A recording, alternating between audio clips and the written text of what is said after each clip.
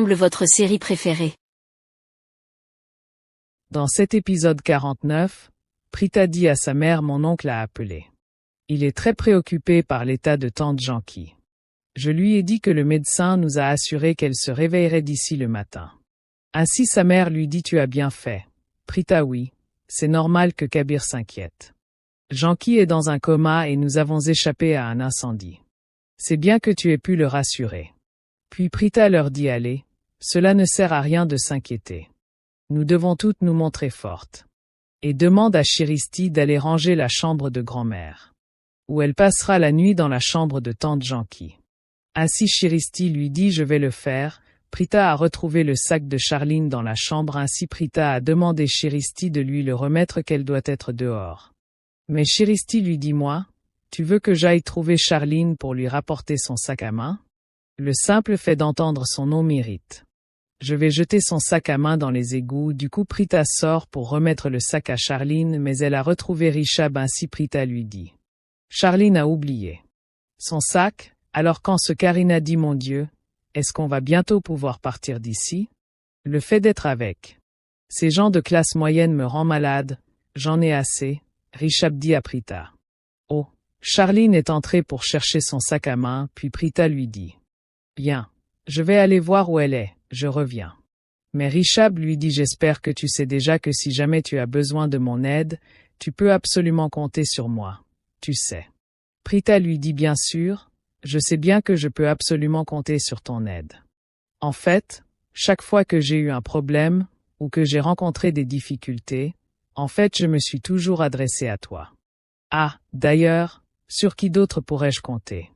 Ainsi Richab profite de la situation et lui dit: je sais, il me semble évident qu'il existe une sorte de connexion indéniable entre nous deux. Prita lui dit: si seulement tu le savais Richab. Lorsque j'ai vu que vous étiez tous les deux inconscients, j'ai eu une très grosse frayeur. Richab lui dit: est-ce que je t'ai déjà dit que je ne supporte pas de voir des larmes dans tes yeux? Et encore une chose, tu as un sourire si magnifique que j'adore particulièrement, tu sais.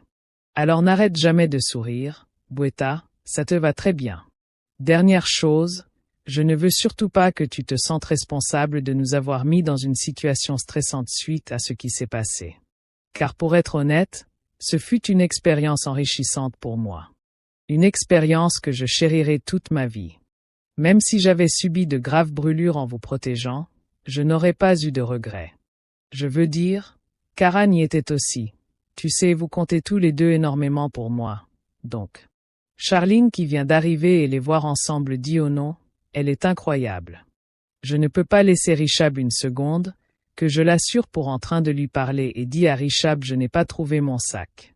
Richab lui dit: oui. Eh bien, il est ici, tu l'as laissé à l'intérieur, ainsi Charline lui dit. On y va? En allant Richab se dit: j'ai réussi à lui ouvrir mon cœur. Mais est-ce que Prita a compris ce que j'essayais de lui dire? A-t-elle compris que j'avais des sentiments pour elle? De l'autre côté Prithvi aussi arrive et dit à Prita: pourquoi es-tu debout toute seule devant la porte? À quoi pensais-tu? Rentrons, allons-y. Grand-mère de Prita dit: oh, Sarla, je ne peux pas voir Janki dans cet état-là. J'espère qu'elle va se réveiller bientôt. Sarla lui répond: je l'espère aussi, grand-mère. Ainsi Chiristi aussi dit: nous sommes tellement habitués à entendre ces bêtises à longueur de journée. Ce que je voulais dire, c'est que quand elle est là avec nous, elle nous fait rire avec ses idioties. Ça met de l'ambiance et personne ne peut placer un mot car elle n'arrête pas de parler. Ce que je veux dire. Prithvi qui vient d'entrer demande à Sarla si Janki s'est réveillée.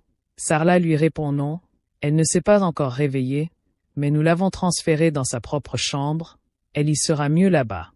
Ainsi Prithvi qui veut à tout prix tuer Janki se demande intérieurement où se trouve la chambre de Janki.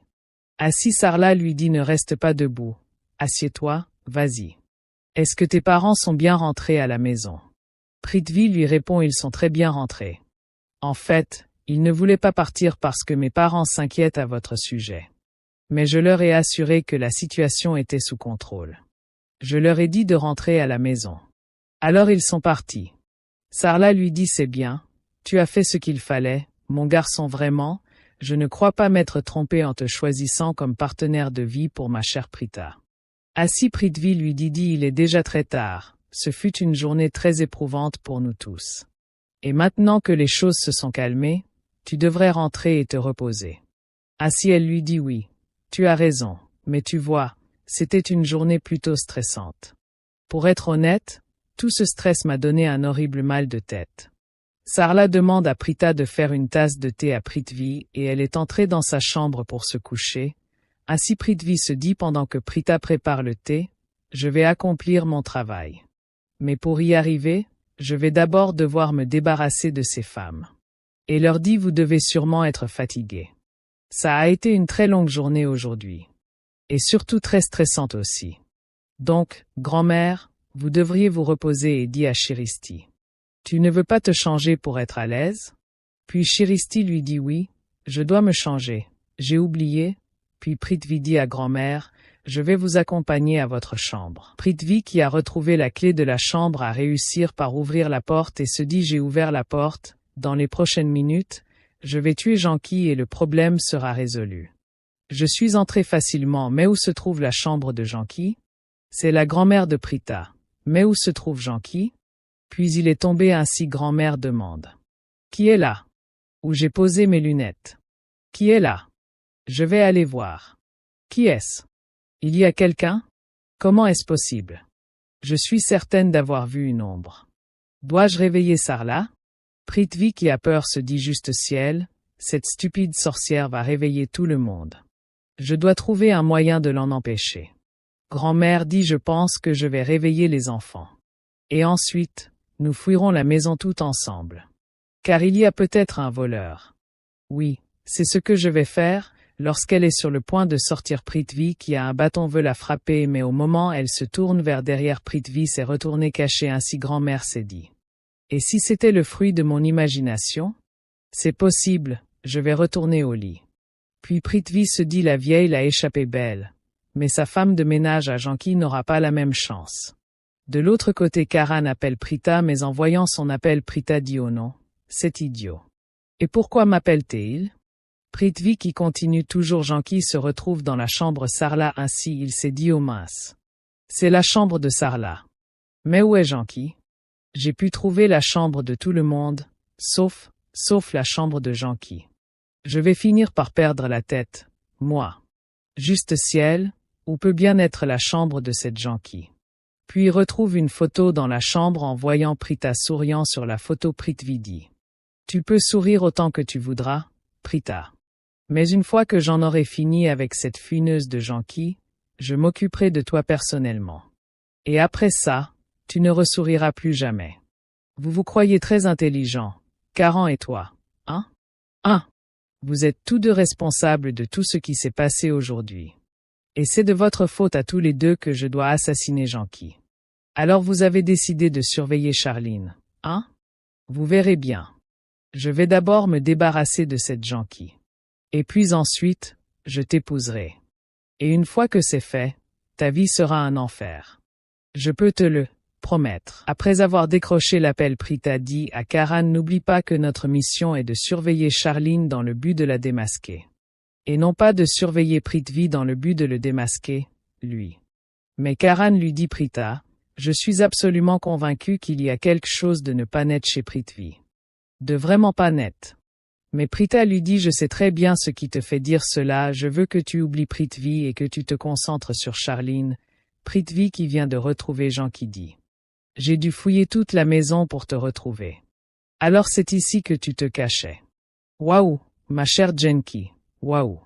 Je n'ai jamais été aussi désespéré de retrouver la femme de ma vie.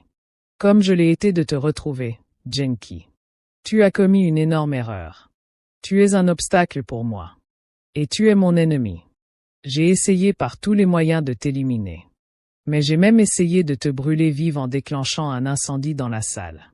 Mais toi, tu as réussi à t'en échapper. Tu as eu de la chance jusqu'ici. Plus maintenant.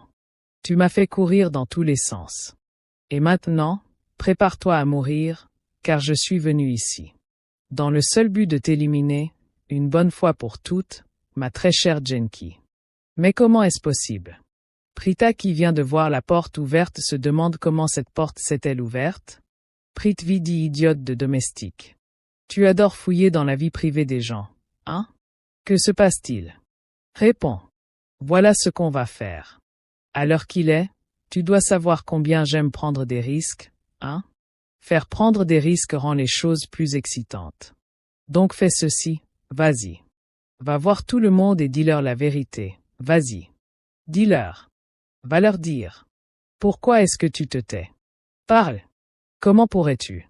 Parce que les morts sont incapables de parler. Non. J'en ai plus qu'assez. Ça me prendra rien que 2 secondes pour te trancher la gorge et tu ne ressentiras pas la moindre douleur, je te promets. Tu ne feras aucun bruit, hein? Tu vas mourir tranquille, promis? Donc me voilà, puis il fait sortir le couteau pour l'étrangler, mais il dit non. J'avais presque oublié que j'avais promis à Charline que je ferais tout mon possible pour faire croire que tu es morte de cause naturelle. Alors, si je te tranche la gorge avec ce couteau, ce sera évident que tu as été assassinée. Et puis ensuite, les gens diront que quelqu'un a tué la domestique pendant qu'elle, ce sera la cause de ton décès. Bien, alors maintenant, je vais faire quelque chose qui te coupera la respiration. Et puis ensuite, Janki, tu mourras asphyxié. Ainsi Prithvi a pris l'oreiller et commence par étouffer Janki. Prita qui vient de voir la porte ouverte appelle Sarla. Shristi, grand-mère. Venez toutes dans le salon immédiatement. Puis Sarla s'est demandé pourquoi est-ce que Prita crie comme ça. Janki. Est-ce qu'elle aurait aussi aperçu quelqu'un ici? Je vais aller voir. Prithvi qui vient d'écouter Prita s'est dit mais qu'est-ce que c'est que tout ce boucan? Pourquoi Prita appelle-t-elle tout le monde au salon? Rita, que se passe-t-il ma vie? Pourquoi est-ce que tu cries? Tout va bien avec. J'ai dit, regarde donc. Ah, la porte est grande ouverte. Qui a ouvert la porte? Je te dis, c'est toi qui as ouvert cette porte. Maman, l'as-tu ouverte? Non. Mais qui a pu ouvrir cette porte? Grand-mère? Non, je n'ai pas ouvert la porte. Donc ça veut dire qu'aucune d'entre nous ici n'a ouvert cette porte, n'est-ce pas? Je me souviens parfaitement que, une fois que Prithvi et tout le monde étaient partis, j'ai moi-même fermé la porte avant d'aller au lit.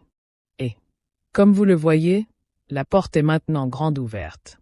Alors cela signifie qu'un voleur est entré chez nous. Prita, il y a quelques minutes de cela, j'ai eu comme l'impression qu'il y avait quelqu'un ici.